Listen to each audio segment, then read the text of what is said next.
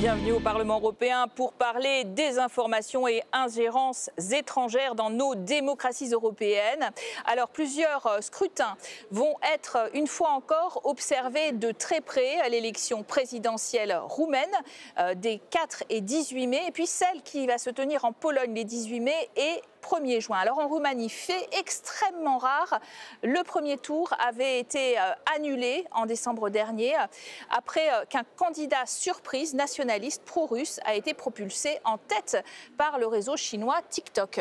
Le réseau qui a depuis reconnu que ce candidat avait bénéficié du soutien de 27 000 comptes inauthentiques ayant pour but de manipuler le discours électoral. La Commission européenne a ouvert une enquête dont les conclusions ne seront malheureusement pas rendues à temps pour ce nouveau tour de scrutin, mais des mesures préventives ont cette fois été prises avec un contrôle renforcé sur les publications politiques en ligne. Alors certains crient à la censure, l'extrême droite européenne en particulier, appuyée par un discours trumpiste venu des États-Unis, défavorable à toute réglementation européenne des réseaux et à la lutte contre la désinformation.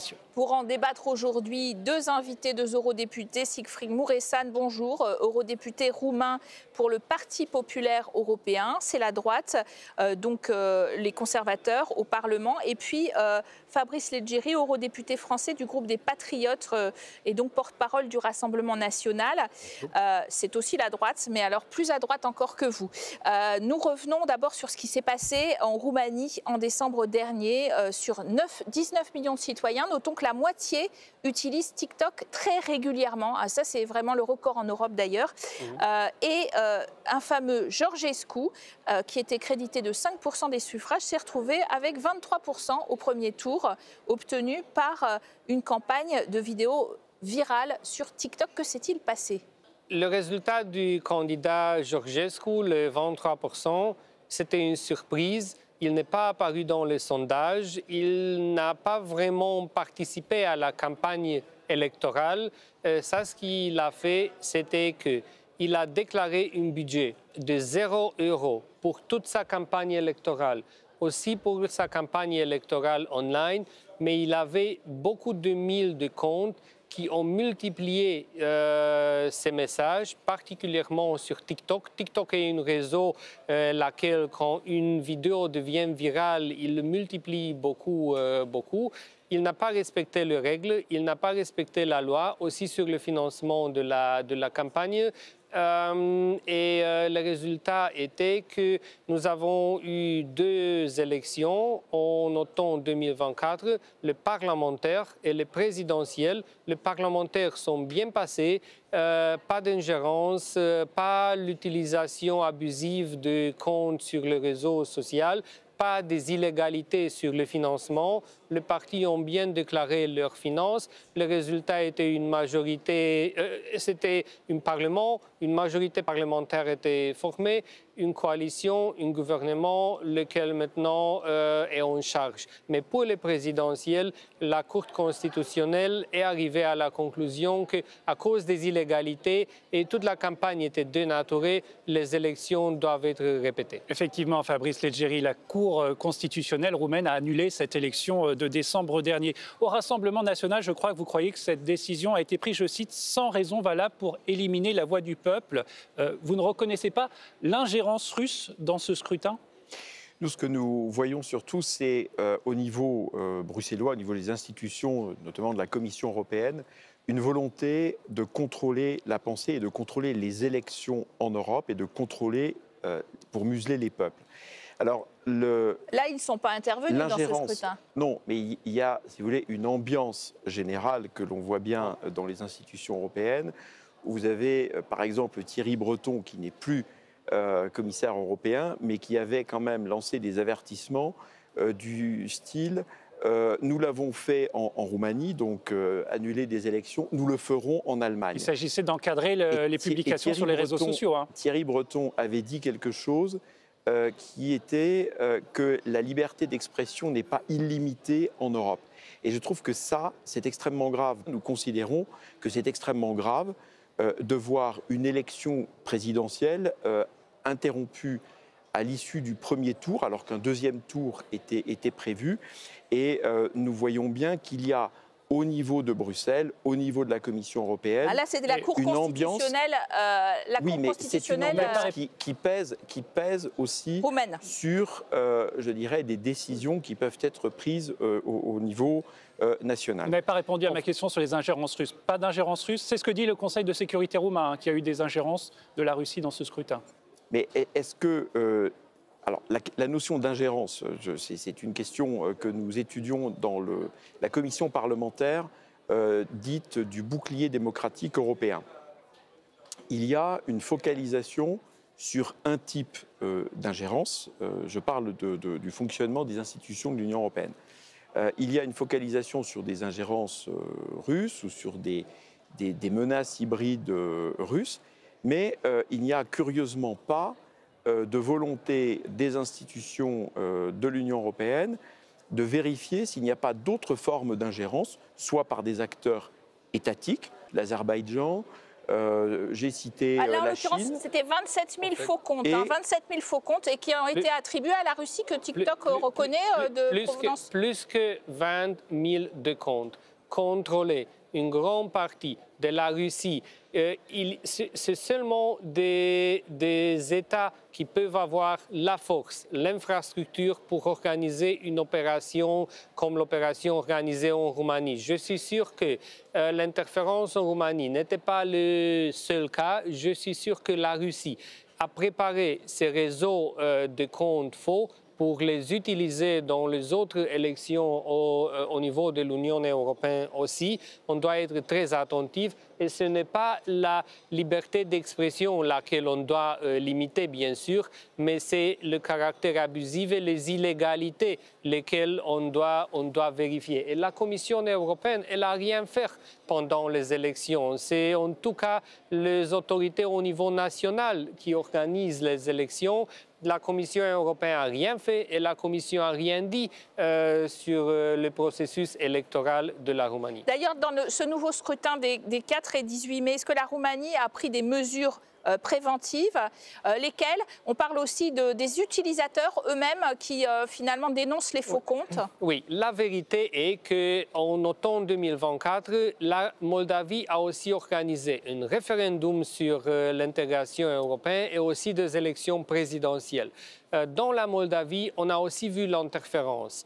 Et ça, ce n'était pas l'interférence de la Russie. Ça n'était pas une surprise, mais l'interférence sur cette magnitude dans un État membre de l'Union européenne était une surprise. Nous ne sommes pas bien préparés en Roumanie avant les élections de l'année dernière, mais maintenant, oui, la préparation est meilleure, les gens sont mieux informés, ils sont maintenant bien informés sur le risque de désinformation et de manipulation. Les autorités ont commencé de travailler. Fabrice Leggeri, par exemple, les autorités roumaines, pour cette nouvelle campagne, demandent à ce que les contenus politiques soient clairement étiquetés, que s'il y a un financement par une entité étrangère, cela soit aussi signalé. Ça, c'est une bonne chose ou vous criez à une forme de censure parce que les contenus qui ne répondront pas à ces conditions pourront être retirés? Je pense que ce qui est important, c'est que les règles soient annoncées à l'avance en termes de conformité par rapport à une loi électorale nationale.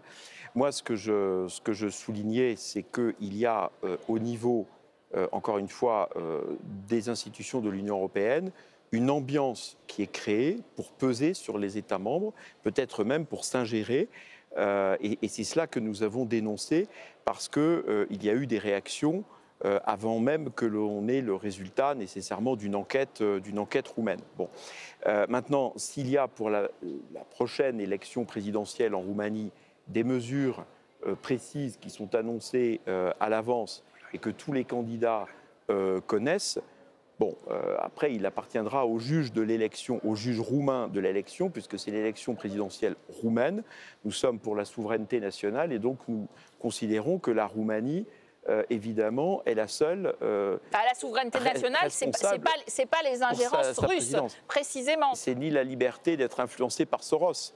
Voilà, parce que parlons quand même aussi des ONG à l'intérieur des institutions de l'Union européenne qui utilisent des financements. On l'a vu par des manipulations d'ONG pour peser sur les processus des institutions de l'Union européenne. Je pense à ces milliards, plus de 7 milliards, 8 milliards dépensés par la Commission européenne pour financer des ONG en matière environnementale, pour aller faire du lobbying auprès des États membres et pour faire du lobbying auprès des députés européens.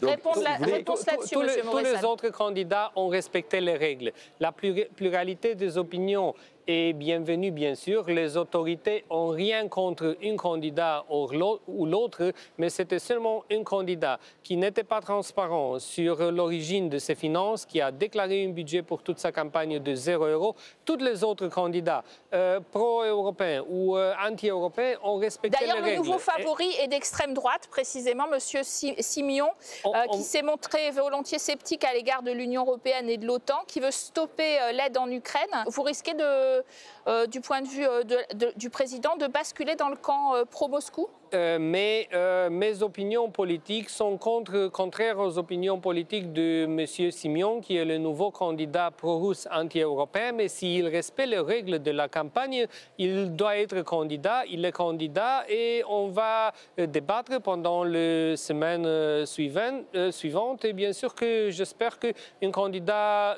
qui n'est pas extrémiste, qui n'est pas populiste, qui va défendre une Roumanie forte dans une Europe forte, va gagner les élections.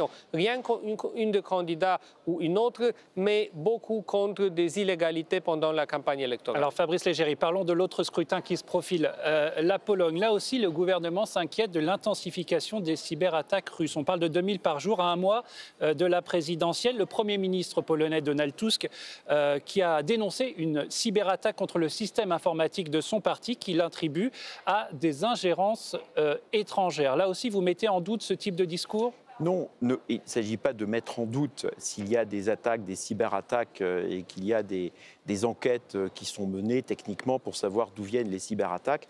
C'est tout à fait normal que les autorités veillent à la transparence et à la sincérité du scrutin.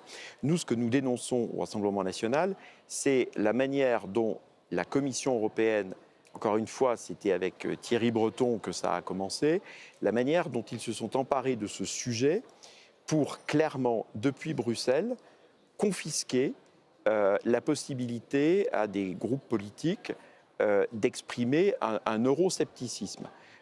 Avec, dans le raisonnement de la Commission européenne, et c'était très clair dans le raisonnement de Thierry Breton à l'époque, avec l'idée que si on n'est pas favorable à l'agenda européiste tel que voulu par Mme von der Leyen ou par Emmanuel Macron en France, eh bien, il y a eu des censures sur les réseaux sociaux. Soit on est psychologiquement dérangé, soit on est influencé par l'étranger. Le Digital Service Act n'a jamais été appliqué, il n'y a pas eu d'amende. Vous trouvez qu'il y a eu des censures sur les réseaux sociaux? C'est la question qui se pose.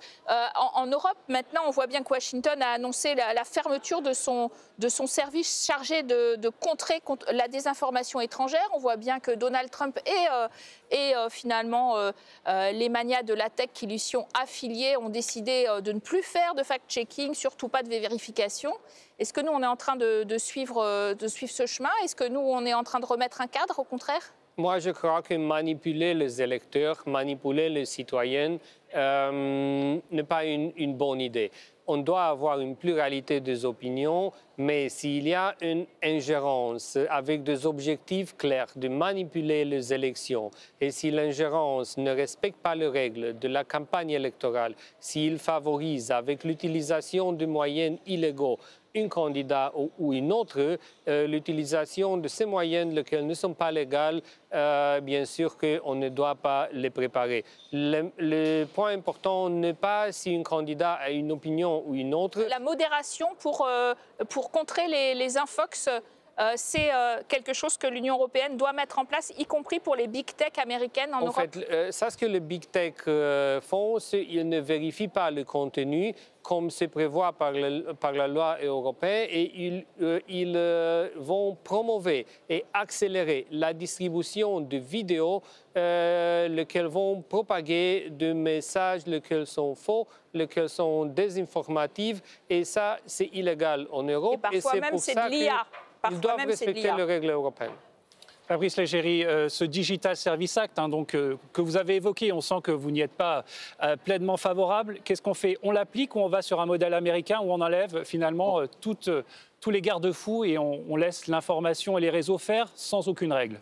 En fait, dans cette réglementation européenne, il y a un mélange entre, d'une part, pourchasser ou chercher à condamner des illégalités, donc par exemple des actions criminelles qui utilisent les réseaux sociaux, qui utilisent Internet pour des activités criminelles. Évidemment, il faut que les acteurs de la tech coopèrent avec les autorités de police et de justice, de la même façon qu'on peut avoir des écoutes téléphoniques légales dans le cadre d'une enquête.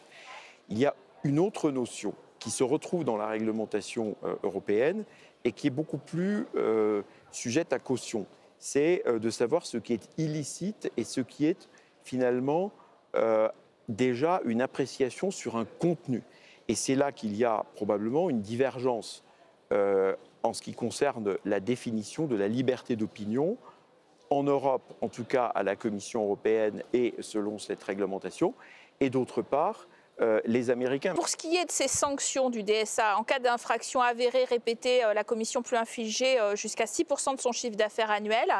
En cas de violation grave, donc, elles peuvent même être coupées, ces plateformes. Je crois que oui, s'ils ne respectent pas les règles, la Commission doit intervenir d'une manière très, très forte. Et ça, ce n'est pas contre la liberté d'expression, mais c'est pour préserver l'état de droit ici en Europe. Merci à vous d'avoir très bien illustré ce débat. Merci à vous de l'avoir suivi sur France 24 et la chaîne parlementaire. Merci Caroline, merci à tous et bonne suite de programmes sur nos chaînes.